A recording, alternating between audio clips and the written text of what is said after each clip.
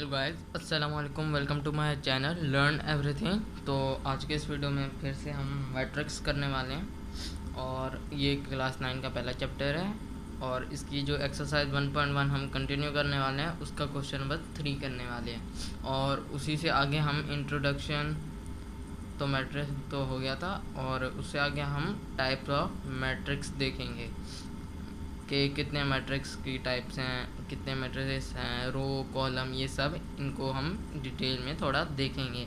तो भी क्वेश्चन ये है, इसको हमने भी सॉल्व करना है। तो बुक में ये इसका क्वेश्चन आप देखें तो लिखा है find the values of a b c and d which satisfy the matrix equation. अब मैट्रिक्स ये दिया हुआ है, बस यही एक ही पार्ट है इसका। ये इसमें कह रहे हैं कि ये जो आप देख रहे हैं मैट्रिक्स, ये इस मैट्रिक्स के इक्वल है। अब ये कुछ भी हो सकता है, ए बी सी जो भी आप ले लें, ये भी वैसे ही कुछ होगा ए बी सी। अब हमने क्या करना है, इसको इसके इक्वल प्रूफ करना है। कैसे? ये भी इक्वल तो ये होगा, अगर ये कह रहे हैं तो ये इक्वल होगा। प्रूफ हम बाद में वेरीफाई करना होगा, वो प्रूफ निकल आएगा, वेरीफाई कहलाएगा, वो हम देखेंगे। अगर हुआ तो टाइम हुआ तो हम कर लेंगे। अभी तो हमने इनकी वैल्यूज़ निकालनी है, ए बी सी डी इनकी वैल्यूज़। और एक चीज़ शुरू करने से पहले, अगर आपके बुक में ये जो है 2D की जगह 2A लिखा है तो ये गलत है, इसको 2D करना। ये मिस प्रिंटिंग की वजह से हो गया होगा। तो अभी शुरू करते हैं इसको। तो ये अगर ये मैट्रिक्स जो है इस मैट्रिक्स के इक्वल है तो इनके जो एलिमेंट्स हैं वो दूसरे मैट्रिक्स के इक्वल होंगे, ये लाजिम है। तो ये जो एलिमेंट है इस एलिमेंट के इक्वल होगा। इसी तरह ये कोरस्पॉन्डिंग एलिमेंट्स जो हैं अब दूसरे मैट्रिक्स के कोरस्पॉन्डिंग एलिमेंट से इक्वल होंगे। तो पहले लिख लेते हैं इसको, a plus c is equals to 0। अब a प्लस सी ये दो अननोन वेरिएबल हैं, तो इनकी जो वैल्यू है फाइंड करने के लिए हमें अगले एलिमेंट्स की वैल्यू फाइंड करना लाजमी है। तो अगला है a plus 2b is equals to -7 और उससे आगे है c minus 1 is equals to 3 और उससे आप नीचे देखें तो है 4d minus 6 is equals to 2d। तो अब पहले देख लें इनमें से सबसे इजी कौन सा है सॉल्व करने वाला, तो ये है। तो पहले इसको सॉल्व कर लेते हैं। तो ये सी इधर ही रहेगा, अगर -1 उस साइड जाएगा तो प्लस हो जाएगा, तो 3 + 1 इज इक्वल्स टू 4। अब हमें सी की वैल्यू मिल गई है जो 4 है, और अगर हम ये वैल्यू पहली वाली जो क्वेश्चन है आप a प्लस सी इसमें डालें तो हमें a की वैल्यू मिल जाएगी। तो अगर हम देखते हैं इसको, ये a प्लस सी था, इसकी c में हमने वैल्यू डाली तो 4 आया, +4 है तो प्लस प्लस कुछ नहीं होगा, तो ये a plus 4 is equal to 0। अब 4 उस साइड जाएगा तो माइनस हो जाएगा, तो आंसर -4 आ जाएगा। अब 0 में अगर हम माइनस करें तो प्लस माइनस तो कुछ नहीं होने वाला, तो 4 ही आएगा, तो इसी वजह से -4। अब हमें वैल्यू मिल गई है a की और c की। अब जो दूसरा आप देख रहे हैं ये, अगर इसमें हम a की वैल्यू डालें तो हमें b की वैल्यू मिल जाएगी ईजिली, बिल्कुल आसानी में मिल जाएगी। तो हम पहले ऐसा करते हैं, इसमें a की वैल्यू डालते हैं।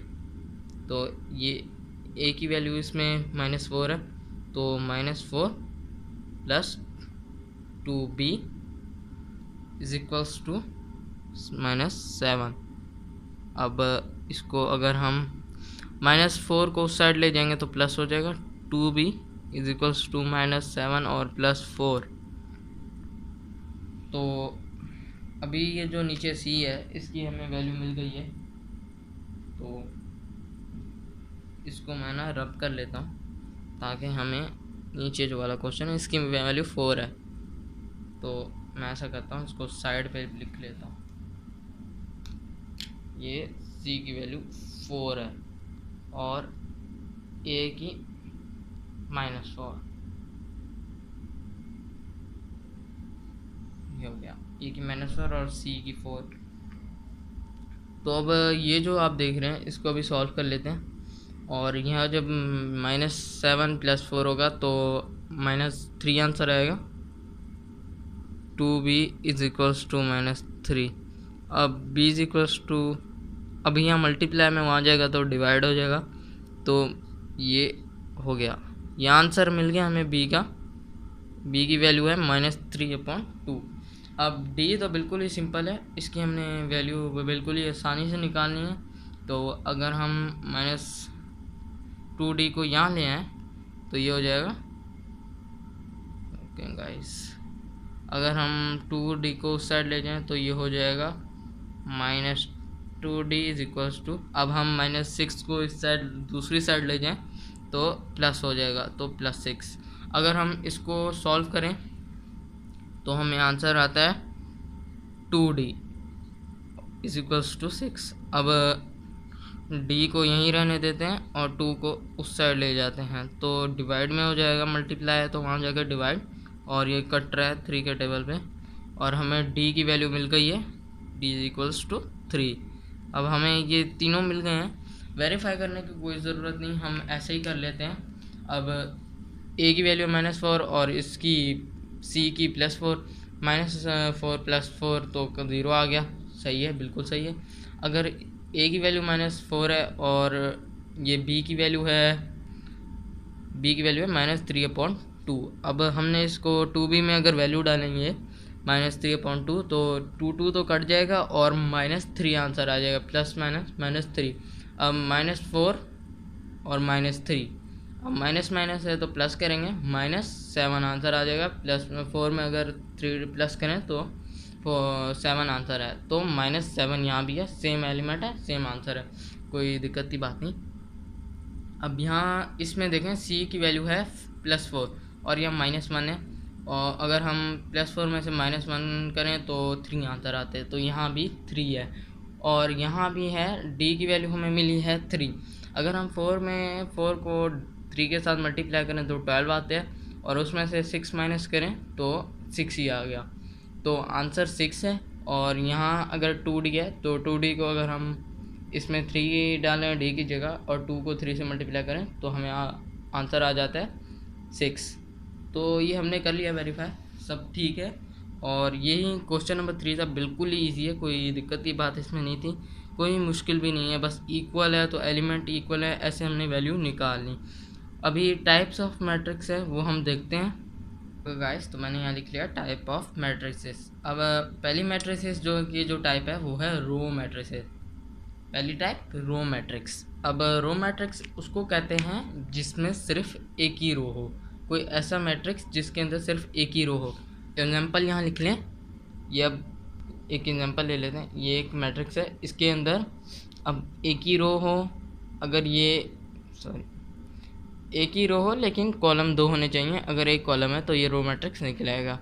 अगर ये देखें, अभी ये जो हम इसको क्लोज कर लें, अब ये एक रो मैट्रिक्स है, इसमें एलिमेंट हम कॉलम जितने बढ़ा लें कोई फ़र्क नहीं पड़ता, लेकिन एक रो है तो इसका हम ऑर्डर कुछ भी हो सकता है, 1/2 या फिर 1/3 या इससे आगे। अब ये रो मैट्रिक्स कहलाता है। ये पहली टाइप थी। और दूसरी टाइप है कॉलम मैट्रिक्स। दूसरी टाइप कॉलम मैट्रिक्स है। अब कॉलम मैट्रिक्स वो होता है जिसमें सिर्फ एक ही कॉलम हो। अब रो जितनी आप बढ़ा लें, अब इसको यूँ कर लें, अभी एक ही कॉलम हो तो ये यूँ, ये देखें, यह एक ही कॉलम है, से रो जितनी बढ़ा लें कोई फ़र्क नहीं पड़ता। और इसका ऑर्डर रहेगा, आप रो कुछ भी ले लें तो 2/1 या फिर 3/1। अब इसका तो 3/1 है, लेकिन 2/1 भी हो सकता है, लेकिन एक ही कॉलम होना लाजमी है। ज़्यादा कॉलम है तो वो कॉलम मैट्रिक्स नहीं कहलाएगी। और अगली टाइप है हमारी रेक्टेंगुलर मैट्रिक्स। अब रेक्टेंगुलर मैट्रिक्स क्या होती है? वो मैट्रिक्स जिसमें वो उसकी 3/3 ना हो बल्कि 2/2 हो, उसकी जो कॉलम और रोज़ हों वो एक दूसरे के इक्वल ना हों। अब 3/3 एक दूसरे के इक्वल है, 3 कॉलम है 3 रोज़, ये नहीं, उसमें कॉलम कुछ और हो उसकी और रोज़ कुछ और, जैसे 1/2 या 2/1 ऐसे होना। अब रेक्टेंगुलर मैट्रिक्स, ये जो आप ऊपर देख रहे हैं कॉलम मैट्रिक्स की ले लें, ये अब रेक्टेंगुलर मैट्रिक्स है, क्योंकि इसमें ये एक कॉलम है और 3 रोज हैं। अब ये रेक्टेंगुलर, इसमें 2/1 बन रहा है। एक दूसरी एग्जांपल देता हूँ मैं आपको सिंपल, ये देख लें। ये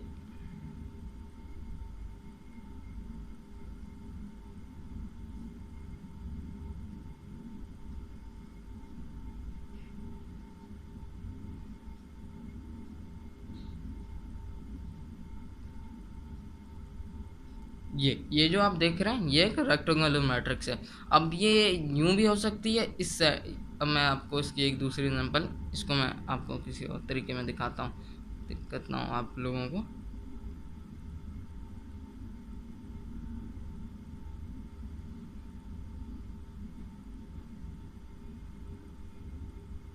ये अब ये जो है ये भी एक रेक्टेंगुलर मैट्रिक्स है। इसमें 3/2 कॉलम है, 2 कॉलम है, एक 3 रोज हैं। अब ये 3/2 एक दूसरे के इक्वल नहीं। अब ये 3 टाइप हैं और आगे भी टाइप्स हैं, आगे हम डिस्कस करते हैं। चौथी नंबर जो टाइप है, जो चौथी type square matrix. Square matrix वो होता है जिसमें रोज और कॉलम इक्वल हों, 2/2 या 3/3। अब ये एक स्क्वायर मैट्रिक्स है। इसकी एग्जांपल ले लें आप, ये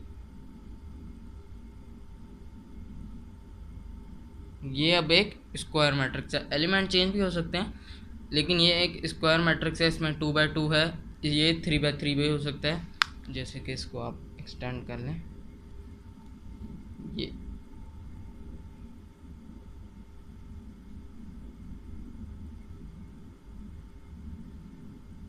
ये स्क्वायर मैट्रिक्स है। इसका जो वो ऑर्डर है वो है 3/3। अब ये देखें, रोज भी इक्वल हैं, कॉलम भी एक दूसरे के ये इक्वल हैं, इसी वजह से ये स्क्वायर मैट्रिक्स कहलाएगा।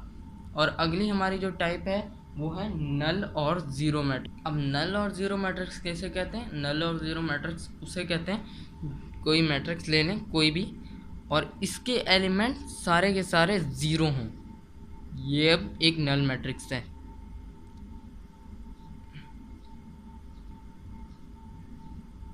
ये भी एक नल मैट्रिक्स है।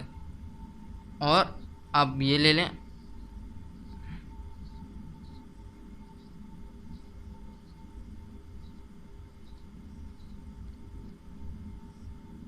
ये भी एक नल मैट्रिक्स है।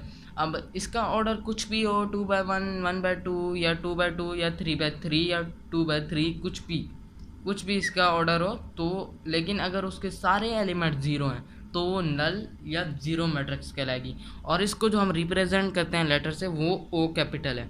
अब ओ कैपिटल से इसको हम रिप्रेजेंट करते हैं, ये ओ कैपिटल है, ज़ीरो नहीं है गाइस। तो अगली जो हमारी टाइप है वो है, अब जो हमारी छठी टाइप है वो है ट्रांसपोज ऑफ अ मैट्रिक्स। अब ये क्या होती है? ये गाइस एक मैट्रिक्स है, सपोज कर लें ए, और इसके एलिमेंट हैं 3, 2, 6, 5 और 7, 8 कर लें, ये भी इसके एलिमेंट्स हैं। अब ट्रांसपोज ऑफ अ मैट्रिक्स, ये मैट्रिक्स है, इसका ट्रांसपोज क्या होगा? अब इसका जो ट्रांसपोज होगा गाइस वो ये होगा,